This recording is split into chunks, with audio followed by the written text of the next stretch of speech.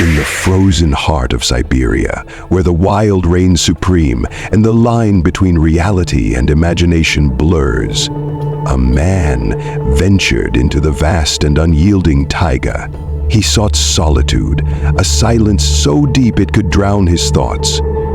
But as he stepped into the endless white expanse, something stepped with him. He didn't know it yet, but the wilderness had been waiting for him. The taiga, Siberia's sprawling wilderness, was like another world, a place where time seemed to stand still. Towering pines, their branches heavy with frost, swayed gently under an icy wind that whispered secrets no human could decode. The snow stretched endlessly, unbroken save for his own footprints, which faded with each gust. The sun hung low, casting an eerie, orange glow over the expanse, its light fading into shadows that danced and stretched unnervingly across the landscape.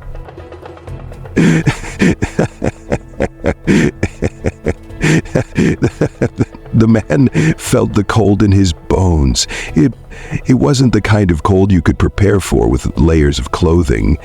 It was alive, creeping under his skin and clawing at his resolve.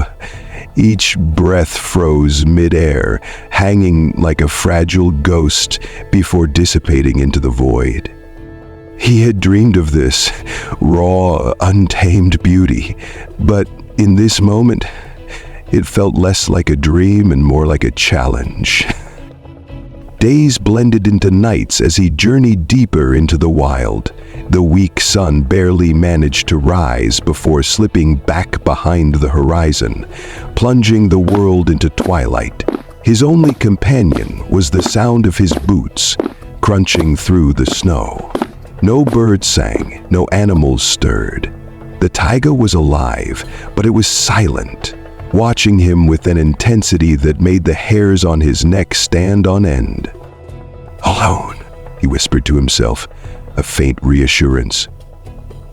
But the silence swallowed his voice whole, and for the first time, the thought of being utterly alone felt like a warning instead of a comfort. It started innocently enough. A rustling sound, faint and fleeting, broke through the silence. He dismissed it as the wind, but the trees were still. Then came the marks.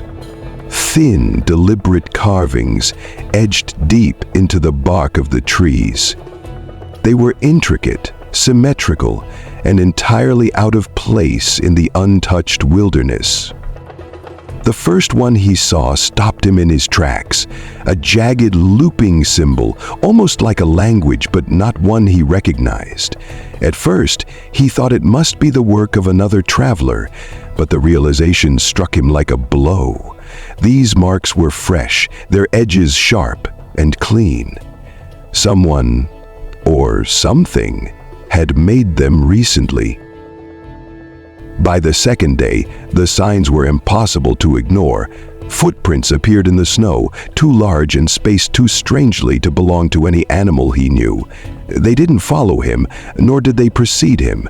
They seemed to materialize wherever he was going, as if anticipating his movements. Then, at night, he heard it. A low hum, so faint it was barely perceptible. It was rhythmic, deliberate, and it was coming from the direction he had traveled earlier in the day. As he lay in his tent, his body stiff with fear, the hum seemed to circle him, fading in and out like the shifting wind. But the wind didn't sound like this. And when morning came, there were new symbols carved into the trees around his camp. By the fourth day, he stumbled upon a clearing. A ring of trees surrounded it, their bark marked with symbols more intricate than before. In the center was a campsite. At first glance, it looked like any other. Tent poles half buried in snow, a fire pit filled with ashes. But there was something wrong. The backpack was torn, its contents scattered haphazardly as though someone had left in a hurry. An overturned pot lay near the fire pit, its metal blackened. The ashes in the pit were still warm. Someone had been here, maybe only hours ago. But there were no fresh footprints leading away from the site, just the strange, unexplainable ones that seemed to come and go as they pleased. As he sifted through the remnants of the camp, the hum returned, louder this time. It was coming from the trees. He froze, straining to listen, his breath catching in his throat. The hum wasn't static. It shifted, almost like a voice, low and guttural, but carrying a cadence that felt intentional. Then came the whispering. It was soft at first, like the rustle of leaves, but it grew louder, closer, until he could make out faint words in a language he didn't know. He spun around, searching for the source, but the forest offered no answers. The whispers seemed to come from everywhere and nowhere all at once. Then he saw it. Just beyond the clearing, standing motionless in the shadows, was a figure. It was tall, unnaturally so, its form shrouded in frost and darkness. It didn't move, didn't make a sound. It simply stood there, watching him. The man's breath came in shallow gasps as panic took over. He grabbed his pack, stumbling backward. The figure remained still, but its presence was oppressive, heavy. It felt as though the air itself was forcing him to stay rooted in place, to confront it. Something in his mind screamed at him to run, and he obeyed. He turned and fled, the trees blurring as he pushed through the snow. Branches lashed at his face, his legs burned with the effort, but he didn't dare stop. The whispers followed him, growing louder, more insistent. They weren't just voices. They were pleading, commanding, urging him to stay.